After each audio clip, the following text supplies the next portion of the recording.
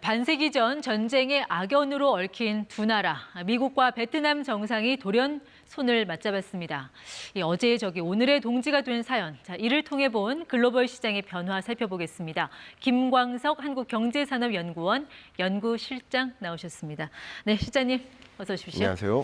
바이든 대통령이 G20 정상회의 끝나자마자 어디론가 가길래 어딘가 했더니 베트남으로 갔고 또 가자마자 최고 수준의 외교 관계로 두 나라 관계를 격상시켰단 말이죠. 그렇습니다. 두 나라 이런 초고속 밀착 움직임 어떻게 봐야 됩니까? 양국 간의 니즈가 있었다라고 볼 수 있겠는데요.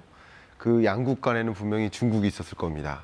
생각해 보시면 미국은 중국과 이 패권 전쟁을 이루고 있고 중국에 대한 의존도를 낮춰야 되니까 전략적으로 베트남이 필요했다고 볼 수 있겠고 베트남 입장에서도 중국과 남중국해 영유권을 가지고 분쟁 중에 있습니다. 그러니까 군사 안보적으로 미국이 필요했었다라고 볼 수 있겠죠. 그런 여러 가지 관점에서 과거부터 외교가 쭉 단절되어 오다가 역시 1995년 7월 들어서 이제 국교가 정상화되고 2013년 오바마 행정부 때 포괄적 동반자 관계로 부상했는데 이번에 9월에 들어서 최고 수준이죠.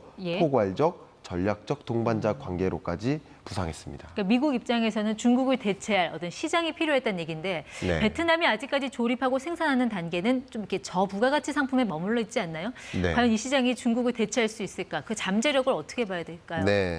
일단은 베트남이 가지고 있는 잠재력 하면 첫 번째는 역시 생산 기지를 중국에서 베트남으로 이전시키기 위한 적당한 어떤 생산 기지로서 요충지인가라는 것을 봐야 되는데 인구도 분명 중요한 영향을 차지하겠지만 정말 중요한 것은 바로 자원에 있습니다.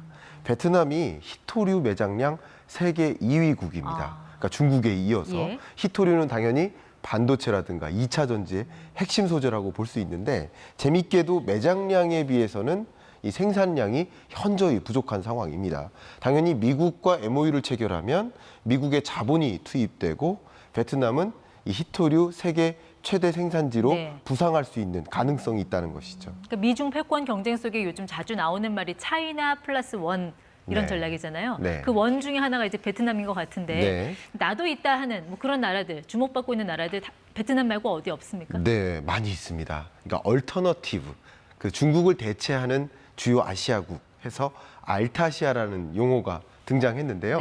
지도를 보시면서 좀 말씀을 드려볼까 합니다. 보시는 것처럼 14개국으로 구성되어 있고요. 인도, 그 밖에 태국, 싱가포르뿐만 아니라 한국, 일본, 베트남, 필리핀 등지로 14개국이고요. 우리가 주목해 볼 만한 것은 15세에서 64세까지 생산 연령 인구라고 하죠. 이 생산 연령 인구가 14억 300만 명에 이릅니다. 근데 중국이 9억 5천만 명이니까 생산 연령 인구라는 면에서 노동력이라는 면에서 비교했을 때 중국을 뛰어넘는 수준이라고 볼 수 있고요. 앞에서도 잠깐 거론했지만 자원 강국들이 굉장히 많이 빼곡하게 있습니다. 그런 면에서 중국을 대체하는 생산 기지로서 부상할 텐데 특히 이 알타시아에서도 인도와 인도네시아가 굉장히 많이 주목되고 있는 상황입니다. 지금 여러 나라들 거론을 해주셔서 이게 차이나 플러스 원이 아니라 차이나 플러스 N이 돼야 되는 게 아닌가 하는 생각도 드는데 그중에서 주목받고 있다는 인도라는 시장이 있잖아요. 이미 뭐 구도상으로는 누가 봐도 뭐 최고의 선택지인 것 같은데 거의 한 10년간 그 최고의 대체지로 거론은 됐지만 역시 뭐 어떤 국가 경쟁력이라든지 인프라 이런 면에서는 한계가 있다 이런 지적도 나오고 있거든요. 지금은 어떻습니까? 그럼에도 불구하고 인도가 중국을 대체할 요충지로 부상할 수 있는 잠재력, 첫 번째는 인구에 있는데요.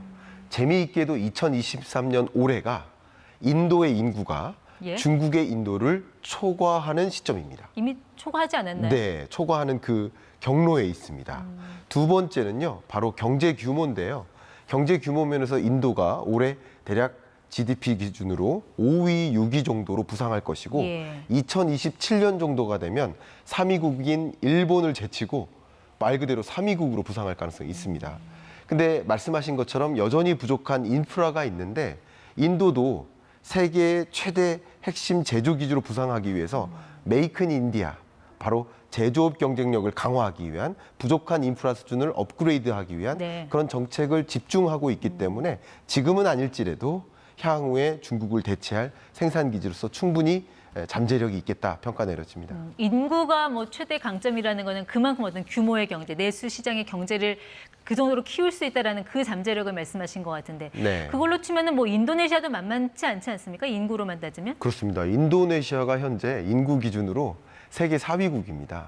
그러니까 중국, 인도가 있지만 미국, 그 다음이 바로 인도네시아입니다. 근데 인구 면에서, 노동력 면에서도 충분히 압도적인 지위를 가지고 있지만 또 한 가지 강조하고 싶은 것은 바로 니켈 매장량, 생산량 모두 1위국이라는 겁니다. 배터리 소재. 그렇죠. 배터리 소재로서 굉장히 중요한 니켈을 많이 보유하고 있고 현재 생산을 많이 하고 있는데 배터리 제조 기술력이 가장 뛰어난 우리 한국이 광물 자원이 풍부한 인도네시아와 핵심 광물을 조달하는 그런 전략적 요충지로서 관계를 성립할 경우 굉장히 안정적으로 공급망을 관리할 수 있다는 면에서 2차 전지 산업을 유망 산업으로 격상시킬 수 있는 굉장히 중요한 파트너 관계라고 볼 수 있겠습니다. 그런 식으로 공급망이 재편이 되고 이 차이나 플러스 원 전략이 실행 단계에 들어간다면 우리한테는 이제 어떤 기회가 될 것이냐.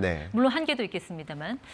어떤 걸 우리가 좀 기대하거나 우려할 수 있을까요? 우리가 지금 고민해야 될 것 중에 하나는 세계가 둘로 쪼개지다시피 합니다. 이른바 탈세계화인데요.